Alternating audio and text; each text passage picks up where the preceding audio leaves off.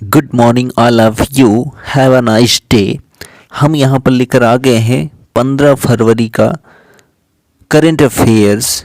आपको प्रतिदिन सुबह 5 बजे करंट अफेयर्स मिल जाएगा। सबसे ज़्यादा मैटर रहेगा और उसके साथ उसका डिटेल्स भी रहता है। तो आप जो है हमारे चैनल को सब्सक्राइब कर सकते हैं। तो चलिए हम शुरू कर लेते हैं अपना करंट अफेयर्स डेली का। हाल ही में किस देश के शोधकर्ताओं ने अदृश्य गैलेक्सी की खोज की है? तो इटली के शोधकर्ताओं ने जो है अदृश्य गैलेक्सी की खोज की है। ठीक है, तो इटली के शोधकर्ताओं ने, तो इटली की कैपिटल क्या है? तो इटली की कैपिटल रोम है।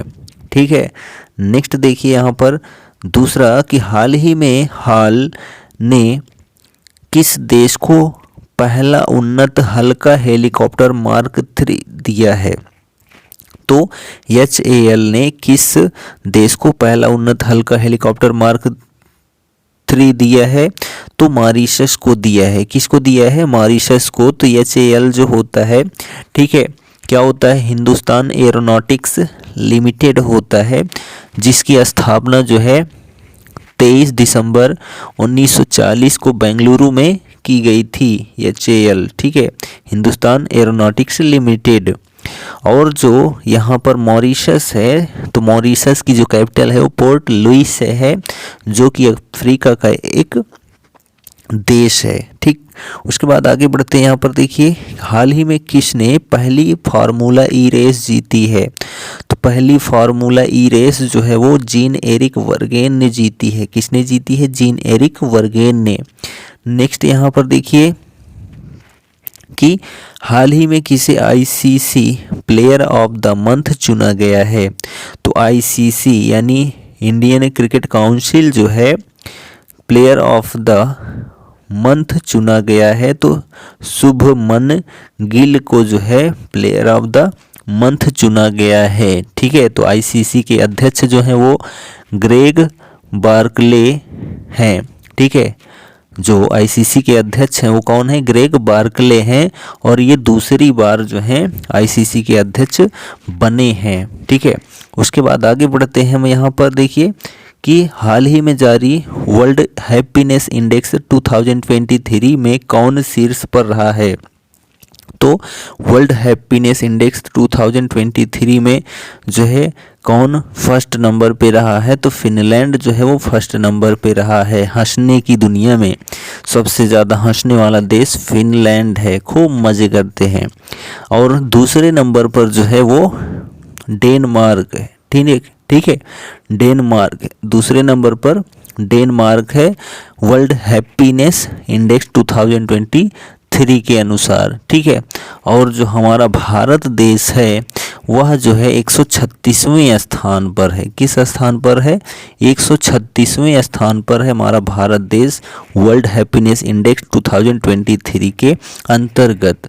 इसमें जो है 150 के लगभग जो है देश शामिल हुए थे, जिसमें पहला स्थान फिनलैंड को, दूसरा स्थान डेनमार्क को, और हमारे भारत देश को 136वां स्थान मिला हुआ है। ठीक, तो ये आप याद रखेंगे। नेक्स्ट देखिए हाल ही में किसे यूनेस्को शांति पुरस्कार से सम्मानित किया गया है?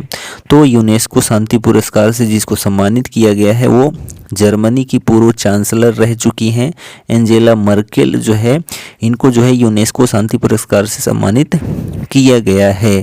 ठीक है, तो जो जर्मनी है, जर्मनी की पूर्व चांसलर एंजेला मर्केल हैं, और अभी जो है जर्मनी के चांसलर जो हैं वो कौन है? ओलाफ स्कोल्ज हैं। ठीक है, कौन है जर्मनी के चांसलर अभी वर्तमान में? Olaf Scholz. ठीक है, तो जर्मनी की कैपिटल क्या है? बर्लिन। ठीक है, तो ये भी आप याद रखेंगे। नेक्स्ट देखिए कि हाल ही में दूसरी भारतीय चावल कांग्रेस का उद्घाटन कहाँ किया गया है? तो दूसरी भारतीय चावल कॉन्फ्रेंस का उद्घाटन जो है वो कटक उड़ीसा में किया गया है। ठीक है, कहाँ किया गया है? कटक उड़ीसा में किया गया है। उड़ीसा की कैपिटल भुवनेश्वर।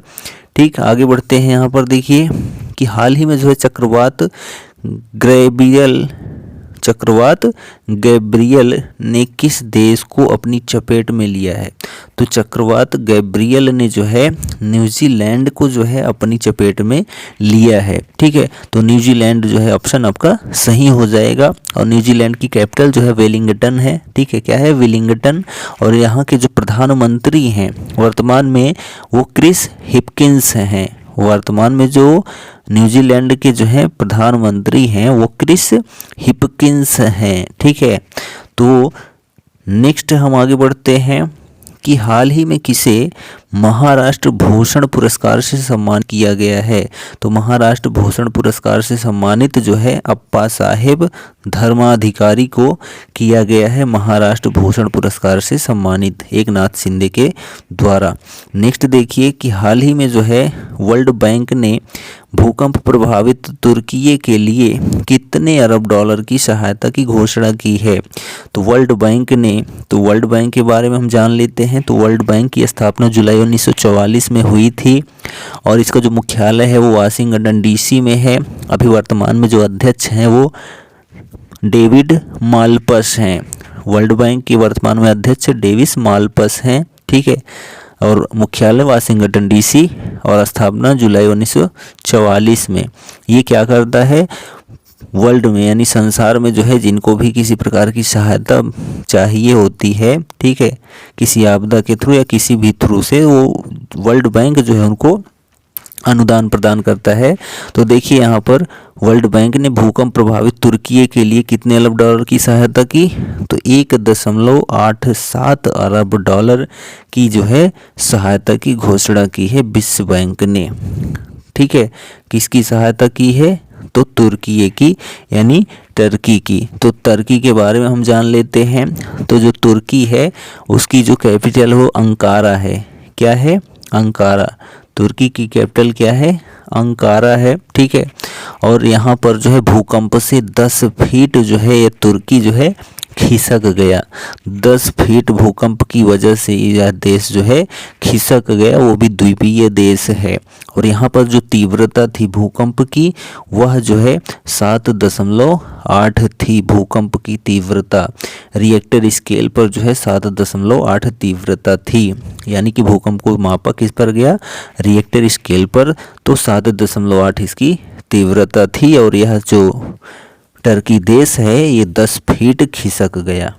चलिए आगे बढ़ते हैं। यहाँ पर देखिए कि हाल ही में निकोस क्रिस्टोडोलाइड्स किस देश के नए राष्ट्रपति बने हैं? तो निकोस क्रिस्टोडोलाइड्स जो है साइप्रस के जो हैं राष्ट्रपति बने हैं। तो साइप्रस के राष्ट्रपति कौन बने हैं? निकोस क्रिस्टोडोलाइड्स जो हैं राष्ट्रपति बने हैं साइप्रस के। तो साइप्रस की राजधानी क्या है? तो निकोसिया है साइप्रस की कैपिटल। उसके बाद देखिए यहाँ पर कि हाल ही में प्रधानमंत्री मोदी ने एशिया के सबसे बड़े एयर शो का शुभारंभ कहाँ किया है? तो बेंगलुरु में जो है किया है। किसने? प्रधानमंत्री मोदी ने एशिया के सबसे बड़े एयर शो का शुभारंभ बेंगलुरु में किया है। बेंगलुरु किसकी कैपिटल है? कर्नाटक की है। बेंगलुरु को साइंस सिटी भी कहा जाता है, ये भी आप याद रखेंगे। आगे बढ़ते हैं। यहाँ पर देखिए हाल ही में जो है राष्ट्रीय रैंकिंग तीरंदाजी टूर्नामेंट में पुरुष रिकर्व का खिताब किसने जीता है? तो राष्ट्रीय रैंकिंग तीरंदाजी टूर्नामेंट में जो है पुरुष एकल खिताब किसने जीता है? तो तरुणदीप राय ने जीता है। किसने जीता है? तरुणदीप राय ने जीता है। नेक्स्ट देखिए यहाँ पर कि सैमसंग सेमीकंडक्टर इंडिया रिसर्च और किसने हाल ही में ईएसडी के संरक्षण के क्षेत्र में साझेदारी की घोषणा की है? तो सैमसंग सेमीकंडक्टर इंडिया रिसर्च और जो है भारतीय विज्ञान संस्थान ने जो है ईएसडी के संरक्षण के क्षेत्र में साझेदारी की घोषणा की है। तो भारतीय विज्ञान संस्थान है यानी इंडियन इंस्टीट्यूशन ऑफ साइंस जो है, यह जो है इसके बारे में थोड़ा हम जान लेते हैं। तो इसकी स्थापना जो है 1909 में हुई थी। कब हुई थी? 1909 में इसकी स्थापना हुई थी कर्नाटक के बेंगलुरु में, जिसको साइंस सिटी बोलते हैं। ठीक है, अभी जो वर्तमान में जो है इनके अध्यक्ष हैं भारतीय विज्ञान संस्थान यानी कि आईआईसी के जो है आईआईएससी के जो अभी वर्तमान में अध्यक्ष हैं अनुराग ठाकुर हैं। कौन है? अनुराग ठाकुर जो हैं अभी इसके अध्यक्ष हैं। और सबसे पहले अध्यक्ष इसके कौन थे? IISC के अध्यक्ष जो थे पहले नंबर पे वो CV रमन थे। ठीक है, तो ये भी चीज़ आपको याद रखनी है। आगे बढ़ते हैं। यहाँ पर देखिए कि विमानन सुरक्षा रैंकिंग में भारत 112वें नंबर में से किस स्थान पर पहुंच गया है? तो विमानन सुरक्षा रैंकिंग में भारत जो है 112 में से जो है वो किस स्थान पे आ गया है? 55वें स्थान पे आ गया है। ठीक है, चलिए आगे बढ़ते हैं। यहाँ पर नेक्स्ट देखिए कि अलीबाबा ने हाल ही में एक ब्लॉक डील के जरिए किस कंपनी में अपनी पूरी हिस्सेदारी बेच दी है? तो पेटीएम में जो है अपनी पूरी हिस्सेदारी बेच दी है अलीबाबा ने। ठीक है, एक ब्लॉक डील के जरिए। नेक्स्ट देखिए यहाँ पर कि भारत के द्वारा निर्मित स्वदेशी सर्जिकल रोबोटिक सिस्टम का क्या नाम है? तो भारत के द्वारा जो निर्मित स्वदेशी सर्जिकल रोबोटिक सिस्टम है उसका जो नाम है वो मंत्रा है। क्या है? मंत्रा नाम है। ठीक है, चलिए आगे बढ़ते हैं। यहाँ पर देखिए नेक्स्ट है कि केंद्रीय संस्कृति मंत्रालय 11 से 19 फरवरी 2023 तक किस शहर के आज़ाद मैदान में राष्ट्रीय संस्कृत महोत्सव 2023 का आयोजन करने जा रहा है?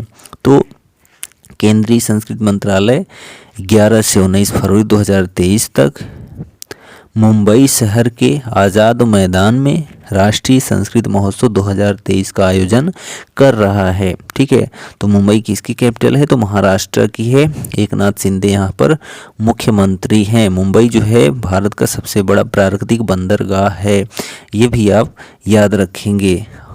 नेक्स्ट देखिए कि making the digital ecosystem disabled friendly शीर्षक वाली रिपोर्ट में दिव्यांग व्यक्तियों के लिए भारत का सबसे सुलभ किस ऐप को नामित किया गया है?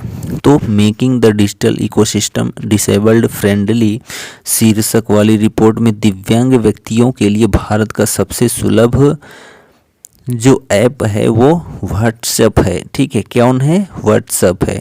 चलिए आगे बढ़ते हैं। यहाँ पर कि हाल ही में केंद्र सरकार ने किस वर्ष तक कृषि क्षेत्र में डीजल को अक्षय ऊर्जा से बदलने का लक्ष्य रखा है? तो 2024 तक जो है केंद्र सरकार ने कृषि क्षेत्र में डीजल को अक्षय ऊर्जा से बदलने का लक्ष्य रखा है। नेक्स्ट देखिए यहाँ पर कि मोहम्मद शहाबुद्दीन चुप्पू, यहाँ पर चुप्पू नहीं है चुप्पू है, तो मोहम्मद शहाबुद्दीन चुप्पू जो है किस देश के 22वें राष्ट्रपति चुने गए हैं? तो मोहम्मद शहाबुद्दीन चुप्पू जो है वो बांग्लादेश के 22वें राष्ट्रपति चुने गए हैं। और जो इसके पहले थे मोहम्मद अब्दुल हामिद थे बांग्लादेश के राष्ट्रपति। ठीक है, तो बांग्लादेश के जो राष्ट्रपति वर्तमान में है वो कौन है? मोहम्मद शहाबुद्दीन चुप्पू। ठीक है, तो बांग्लादेश की कैपिटल क्या है? ढाका है। और कौन सा देश ऐसा है जो भारत देश से सबसे अधिक सीमा बनाता है? तो बांग्लादेश ही बनाता है, 4096 किलोमीटर बनाता है। ठीक है, और हमारे भारत देश की गंगा ब्रह्मपुत्र नदियाँ भी वहीं शामिल हो जाती हैं बांग्लादेश में। ठीक है, चलिए आगे बढ़ते हैं। यहाँ पर नेक्स्ट देखिए कि ईगल 44 किस देश का पहला भूमिगत वायुसेना अड्डा जिसका हाल ही में अनावरण हुआ है? तो ईगल 44 जो है ईरान देश का पहला भूमिगत वायुसेना अड्डा है जिसका हाल ही में अनावरण हुआ है। तो ईरान का ईगल 44 भूमिगत वायुसेना अड्डा है। ठीक है, तो ईरान की जो राजधानी है वो तेहरान है। क्या है? ईरान की कैपिटल तेहरान है। अभी जो वहाँ के लीडर हैं यानी मुखिया हैं वो अली खामेनेई हैं। ठीक है, वहाँ के जो मुखिया हैं वो कौन है? Ali Khamenei. ठीक है, खामेनेई जो है वहाँ के लीडर हैं अभी वर्तमान में। ठीक है, कहाँ के? ईरान तेहरान के। चलिए आगे बढ़ते हैं। यहाँ पर विश्व का सबसे बड़ा बुनियादी स्तर पर खेल प्रतिभा खोज अभियान निज डैम 2023 कहाँ शुरू हुआ? तो जो विश्व का सबसे बड़ा बुनियादी स्तर पर खेल प्रतिभा खोज अभियान निज डैम जो है 2023 बिहार राज्य में शुरू हुआ। कहाँ पर? बिहार राज्य में। और बिहार की खासियत जान लीजिए, बिहार की राजधानी जो है पटना है और वहाँ के मुख्यमंत्री नीतीश कुमार हैं। और बिहार राज्य सबसे कम साक्षरता वाला राज्य है और बिहार राज्य जो है, बस इतना तो बहुत है बिहार राज्य के बारे में। ठीक है, चलिए आगे बढ़ते हैं। यहाँ पर नेक्स्ट क्वेश्चन कि एशिया के सबसे बड़े एयर शो एरो इंडिया 2023 के 14वें संस्करण का आयोजन 13 फरवरी को कहाँ हुआ? तो एशिया के सबसे बड़े एयर शो एरो इंडिया 2023 के 14वें संस्करण का आयोजन जो है 13 फरवरी को एलहाका कर्नाटक में हुआ। कहाँ पर? एलहाका कर्नाटक में हुआ। और इसकी जो थीम थी एरो इंडिया की, वो क्या थी? Fixed wing platform. क्या थी? फिक्स्ड विंग प्लेटफॉर्म इसकी थीम थी। वो भी भारत की जो थीम है, ठीक है, उसमें क्या भारतीय एरो इंडिया की थीम क्या थी? फिक्स्ड विंग प्लेटफॉर्म थी। और उद्घाटन जो है वो किसने किया था? जो कर्नाटक में हुआ, पीएम नरेंद्र मोदी के द्वारा जो है उद्घाटन किया गया एलहाका कर्नाटक में। ठीक है, चलिए आगे बढ़ते हैं। यहाँ पर देखिए कि हाल ही में जारी विश्व खुशहाली सूचकांक 2023 पहले स्थान पर फिनलैंड रहा है। तो वहीं भारत जो है कौन से स्थान पर रहा? इसके पहले हो गया तो 136वें स्थान पर भारत रहा है। पहले स्थान पर फिनलैंड और दूसरे स्थान पर जो है डेनमार्क रहा है। ठीक, चलिए हम लोग हंसते ही नहीं है, क्या किया जाए, तो इतने दूर रहेंगे ही। खेलो इंडिया यूथ गेम्स 2023 में महाराष्ट्र कितने पदक जीतकर शीर्ष पर रहा है? तो 161 पदक जो है महाराष्ट्र ने जीता है, जिसमें जो है 56 जो है स्वर्ण पदक जीता है। ठीक है, 56 स्वर्ण पदक जीता है महाराष्ट्र ने। और जो है 55, ठीक है, 55 रजत पदक जीता है। और जो है 50 जो है कांस्य पदक जीता है। किसने जीता है? तो महाराष्ट्र ने जीता है। टोटल 161 पदक जो है महाराष्ट्र ने अकेले जीता है। और खेलो इंडिया यूथ गेम्स जो है वो 2023 का मध्य प्रदेश के भोपाल में हुआ। कहाँ पर हुआ? भोपाल में हुआ, मध्य प्रदेश की राजधानी भोपाल में हुआ। और जो है इसके बारे में जान लेते हैं। तो दूसरा जो स्थान मिला पदक तालिका में वो हरियाणा को मिला। किसको मिला? हरियाणा को जो है दूसरा स्थान मिला। यानी कि इसने जो है 128 पदक जीते। कितने? 128 पदक जो है हरियाणा ने जीते। और तीसरे स्थान पर जो है मध्य प्रदेश रहा है, जिसने 96 पदक जीते। ठीक है, और खेलो इंडिया यूथ गेम्स जो है वो 2018 से चल रहा है। सबसे पहला जो खेलो इंडिया यूथ गेम्स था वो नई दिल्ली में हुआ था, 2018 में हुआ था। ठीक है, और जो है इसमें जो है कितने खेल रखे गए हैं? तो 27 खेल रखे गए हैं खेलो इंडिया यूथ गेम्स में। तो ये भी आप याद रखेंगे। तो 2018 में हुआ, ठीक है, 22 में हरियाणा में हुआ, 23 में तो मध्य प्रदेश में हुआ ही खेलो इंडिया यूथ गेम्स। ठीक है, तो ये सारे पॉइंट्स आप याद रखेंगे। नेक्स्ट देखिए कि सावधान क्रॉनिकल ऑफ सेंट्रल कमांड नामक पुस्तक का विमोचन हाल ही में किसके द्वारा किया गया है? तो सावधान क्रॉनिकल ऑफ सेंट्रल कमांड जो पुस्तक है वो जो है मनोज पांडे के द्वारा जो है इसका अनावरण किया गया है। ठीक है, तो यह जो है हमारा कंप्लीट होता है 15 फरवरी का करंट अफेयर्स। आपको कैसा लगा आप कमेंट करके ज़रूर बताइए। और किसी प्रकार का डाउट्स है तब भी आप कमेंट करिए, उसका हम रिस्पॉन्स ज़रूर देंगे। हमारे चैनल पर आप पहली बार आए हो तो चैनल को सब्सक्राइब भी कर लें।